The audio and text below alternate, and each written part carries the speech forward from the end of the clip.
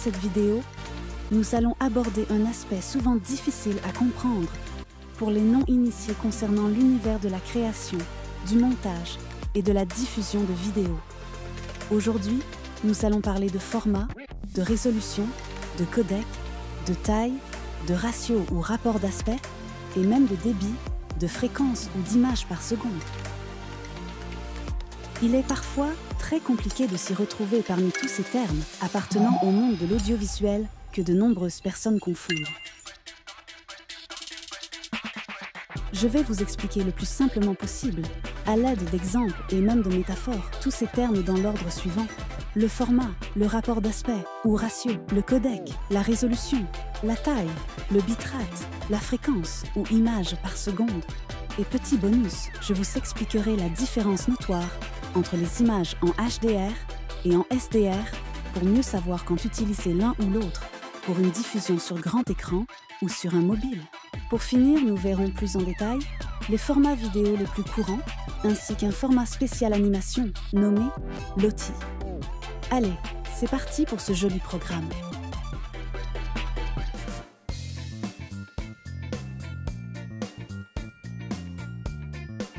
Bonjour, je suis Eva et c'est moi qui vais vous présenter les différents termes dans l'ordre que Asa vous a annoncé. Commençons donc avec le format. Qu'est-ce que le format? Eh bien, il faut visualiser une boîte dans laquelle le fichier audiovisuel est rangé.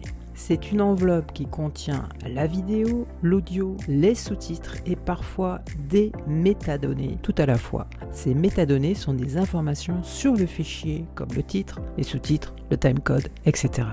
Ces formats peuvent être de type MP4, AVI ou MKV.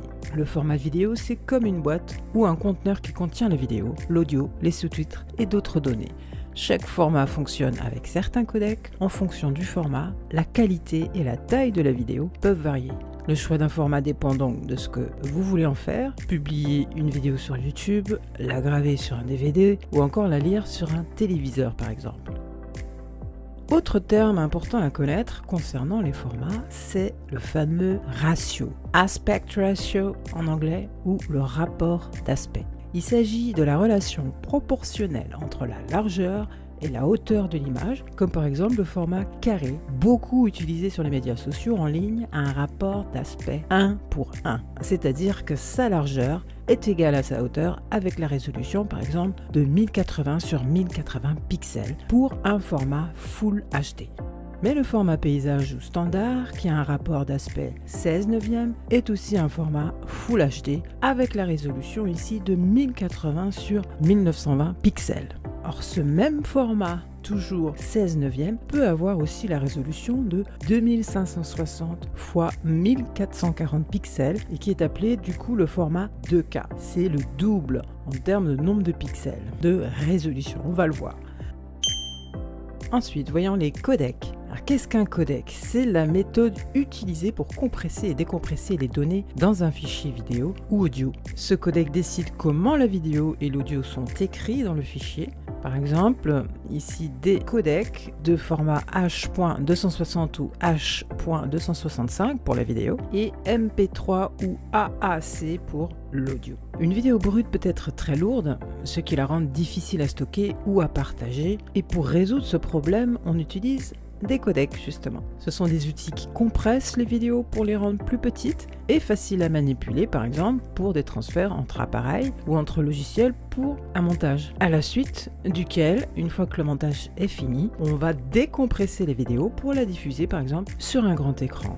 Les codecs les plus répandus sont H.264 et AVC, qui sont très utilisés pour les vidéos en ligne. Alors, qui parle de compression et décompression va parler aussi de qualité de l'image et donc de résolution.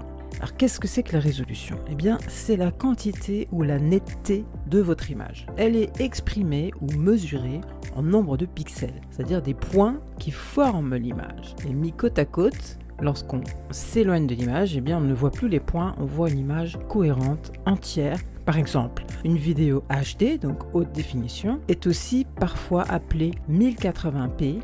Il contient 1080 pixels dans le sens de la largeur et 1920 pixels dans le sens de la longueur. Plus ce chiffre est élevé, plus la qualité est bonne et plus le fichier est lourd, puisque vous avez plus de points, donc plus de qualité, mais aussi plus de poids. Je vous fais un petit rappel des résolutions les plus courantes. Vous avez le SD, c'est du standard, du 1024 sur 1668 pixels. Le HD ou la haute définition, aussi appelé 720p, est égal à 1080 sur 720 pixels. Le Full HD ou 1080p est égal à 1920 sur 1080 pixels. Le 2K, qui est le double du Full HD, c'est du 2560 sur 1440 pixels. On multiplie encore par 2 avec l'Ultra HD, qui est du 4K, du 3840 sur du 2160 pixels. Et enfin, le 8K, qui est encore le double de l'Ultra HD. C'est du 7680 sur du 4320 pixels. Là, c'est vraiment pour le cinéma. Parlons maintenant d'une notion très proche mais différente, qui est la taille des fichiers. Parce que la taille d'un fichier est l'espace qu'il occupe sur votre disque dur et dépend donc du codec utilisé, parce que certains codecs compressent mieux que d'autres, et donc la taille de ce fichier sera plus ou moins gros, de la résolution, plus de pixels égale plus de données, donc ça peut alourdir le fichier, de la durée bien sûr de la vidéo, plus il y a de durée, plus il y a de données, et du débit binaire ou le bit rate, c'est-à-dire qui mesure la quantité d'informations jouées ou lues par seconde, à savoir combien de bits par seconde.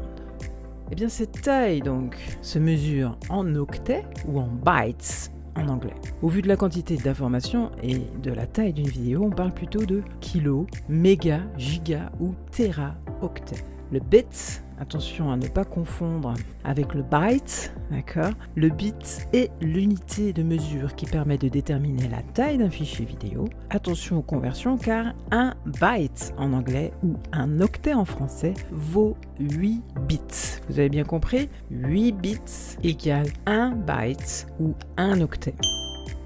Connaissez-vous le bitrate, donc ou débit binaire que j'ai mentionné juste un peu plus tôt? Voyons ça de plus près. Eh bien, le bitrate, c'est la quantité de données utilisées chaque seconde pour une vidéo. Il mesure en fait les kilobits par seconde ou kbps ou encore les mégabits par seconde, les mbps. D'accord? Il faut vraiment se figurer un tuyau qui transporte de l'eau. Plus le tuyau est gros et plus l'eau peut passer rapidement, ou plus de gouttes d'eau, qui sont autant d'octets d'informations, peuvent passer plus rapidement par ce tuyau. Plus le bitrate est haut, plus d'informations, plus d'octets par seconde vont pouvoir passer. Alors comment ça affecte la vidéo? Eh bien tout simplement, par exemple, une vidéo YouTube en basse qualité, 360 pixels, à un faible bitrate, l'image sera pas très belle et sera même grossière, alors qu'une vidéo en 4K, un bitrate très élevé pour afficher tous les détails et offrir une belle qualité.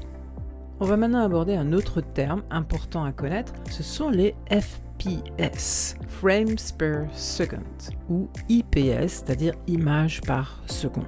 Très proche du bitrate, il indique ici combien d'images sont affichées chaque seconde dans une vidéo. Vous pouvez vraiment imaginer une vidéo comme une bande dessinée animée. Que cette bande dessinée, vous tournez les pages très vite, plus il y a d'images qui s'enchaînent rapidement, et plus le mouvement sera fluide. Comme ça, un 24 fps, 24 images par seconde, comme au cinéma, c'est suffisant pour un rendu relativement naturel. Alors que si vous descendez plus bas, de vieux films en noir et blanc, avant les années 50, c'était souvent du 18 images par seconde ou du 16. Et du coup, c'était un peu saccadé. Aujourd'hui, pour tout ce qui est numérique, on passe aux 60 fps ou IPS, qui est nettement plus fluide et vraiment idéal pour des vidéos d'action ou des jeux vidéo. Ça donne une incroyable fluidité. Là aussi, il y a une règle simple à retenir, c'est plus le nombre de FPS ou d'IPS est élevé, plus l'image sera fluide, mais aussi peut rendre le fichier beaucoup plus lourd. Je vais maintenant vous donner une petite métaphore pour bien comprendre tout ça. Imaginez que vous vouliez envoyer un cadeau à quelqu'un, en l'occurrence un fichier vidéo. Dans ce paquet, dans ce cadeau, nous avons le format, tout d'abord, qui est la boîte d'emballage ou le conteneur de ce fichier vidéo et qui regroupe en plus de la vidéo, également de l'audio, du titre, des sous-titres, de tout ce qui est métadonnées. Tout ça est compris dans le format, dans la boîte d'emballage. Ensuite, le codec est la manière de plier le cadeau, soit d'encoder ce fichier pour qu'il prenne moins de place grâce à une compression et qu'ensuite on lui permette d'avoir une meilleure qualité avec une décompression une fois que vous avez ouvert le cadeau et que vous avez décidé de visionner le fichier. Il y a également la résolution qui est la taille du cadeau qui détermine la qualité et la netteté en fait du fichier vidéo. Donc ça c'est la résolution, d'accord? Ce sont les dimensions du cadeau. Et enfin, il y a la taille du fichier qui est le poids total du colis une fois emballé. Vous avez certainement déjà entendu parler de HDR et de SDR en photo. Votre téléphone vous l'a certainement déjà demandé. Il vous a même pris des photos en HDR. Vous ne saviez pas vraiment à quoi ça correspond. Que sont le HDR et le SDR? Eh bien, HDR signifie High Dynamic Range, c'est-à-dire une plage dynamique de haute capacité. C'est en fait une norme technologique qui rend les images plus détaillées, plus lumineuses et colorées. Cette technique permet de mieux voir les parties sombres et lumineuses d'une image, ce qui la rend plus réaliste et vivante. Il y a donc plus de contraste et plus de dynamique dans les couleurs. Contrairement au SDR, Standard Dynamic Range, c'est-à-dire une plage de dynamique standardisée. C'était la méthode classique d'avant, qui affichait des images avec des couleurs moins intenses et un contraste plus limité, il y avait moins de contraste. Il faut retenir ici donc les différences principales. Le HDR permet des couleurs plus profondes et variées, plus de zones sombres montrant plus de détails et des parties très lumineuses qui ne sont pas éblouissantes pour autant, tout en conservant plus de détails. Alors qu'avec le SDR, les images peuvent paraître plus ternes. Du coup, aujourd'hui, la norme pour enregistrer des images, eh bien, ce sera de choisir du HDR. On va maintenant aborder les formats vidéo les plus courants à connaître absolument. Eh bien, c'est le MP4. Vous en avez forcément entendu parler, le MP4. C'est le format le plus utilisé aujourd'hui. Il fonctionne presque partout, sur les ordis, les téléphones. Et le principal avantage du MP4, c'est qu'il est léger et compatible, donc avec beaucoup de systèmes. Même si parfois la qualité peut être un peu inférieure à d'autres formats plus pro, plus spécialisés, comme le Move, M-O-V, développé à l'époque par Apple pour QuickTime, et qui offre une très bonne qualité d'image et de son, mais qui du coup produit des fichiers plus lourds. Et il est compatible avec YouTube et Facebook, qui l'ont totalement intégré. Vous avez aussi le AV, qui est très connu, AVI, format cette fois-ci développé par Microsoft, qui est toujours utilisé par celui-ci, et qui fonctionne sur multi-systèmes, Windows aussi bien que Mac, aussi bien que Linux. Il offre une très bonne qualité, mais là aussi les fichiers sont du coup plus volumineux. Format très connu en streaming, c'est le MKV. Eh bien, c'est un format open source, très flexible et compatible, là aussi avec tout type de codec, idéal pour les vidéos à lire en streaming ou sur un logiciel comme VLC qui est open source également. Vous avez ensuite le WMV, format de Microsoft également, pour spécifiquement son lecteur Media Player. Bonne qualité, mais du coup, trop de qualité parfois, un peu lourd et pas toujours pratique, notamment pour les utilisateurs d'Apple qui ont besoin d'un logiciel pour le convertir. Vous avez tous les formats Flash qui étaient principalement utilisés pour les vidéos en streaming sur YouTube à l'époque. C'est le fameux FLV. Il fonctionne pas sur iPhone ni iPad, donc c'est de moins en moins utilisé. Vous avez ensuite AVC HD, format qui est conçu pour les vidéos professionnelles de haute définition, notamment celles qui sont enregistrées avec des caméscopes de Sony ou Panasonic et qui sont compressables sans perte de qualité. Ça, c'est un gros avantage de ce format audiovisuel professionnel. Nous avons ensuite un format de plus en plus utilisé qui s'appelle le WEBM ou WebM parce que c'est un format idéal pour intégrer des vidéos sur Internet. Et donc, il devient de plus en plus commun, il est léger et permet un chargement rapide, vraiment nickel pour le streaming. Il est donc accepté sur toutes les plateformes qui diffusent de la vidéo.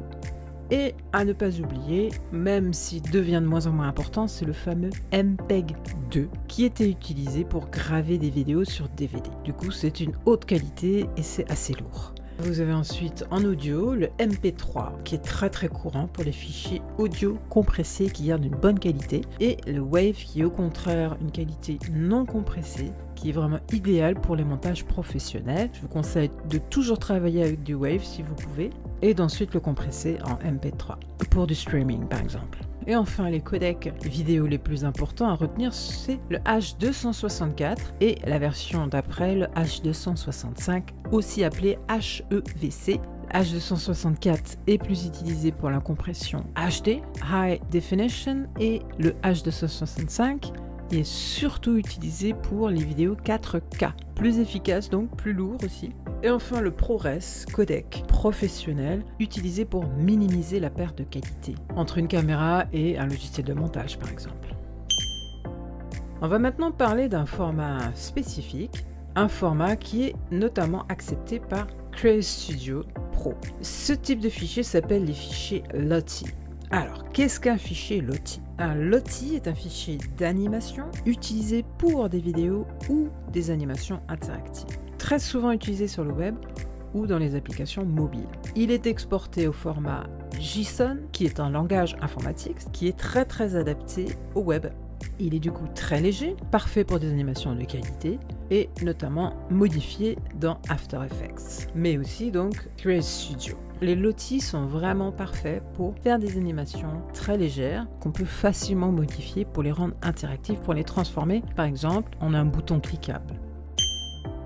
Et voilà, nous avons fait un grand tour d'horizon de tous ces termes techniques propres au domaine de l'audiovisuel et qu'il est important de connaître et plus encore de comprendre. Alors je vais vous donner une première astuce, c'est de vous entraîner à convertir et compresser des vidéos avec des outils payants ou gratuits en ligne tels que Descript ou encore le fameux VLC ou même un produit payant qui au départ est gratuit, UniConverter de Wondershare qui offre un essai gratuit. Entraînez-vous avec Create Studio à exporter une même vidéo dans différents formats ou à modifier son ratio par exemple avant export. Vraiment testez et amusez-vous, parce que c'est ainsi que vous allez apprendre et comprendre la différence. Une plus grosse astuce pour apprendre encore plus vite, c'est de reprendre toutes ces informations et de vous les approprier en les reformulant avec vos propres mots. Moi, je le fais beaucoup, c'est-à-dire je vais lire une information, je vais lire une page, écouter un cours et je vais prendre des notes. Reformuler les informations avec mes mots à moi, des expressions, des petites notes que j'ai prises. Et enfin, une fois que j'ai pris ces notes, que je les ai relues, si en plus je suis capable de retransmettre, d'enseigner ces informations à quelqu'un d'autre, alors cela va encore améliorer ma compréhension. Je vais mieux mémoriser les informations si je suis capable de les expliquer. Quoi qu'il en soit, je vous invite à retrouver la transcription de cette vidéo qui est essentielle pour vous, qui êtes amateur de montage vidéo. Vous allez retrouver le contenu de cette vidéo dans un article de blog que nous publions donc sur notre site dans la section blog. Je vous mets donc le lien de notre blog dans la description de cette vidéo. Je vous dis à très vite dans une prochaine vidéo.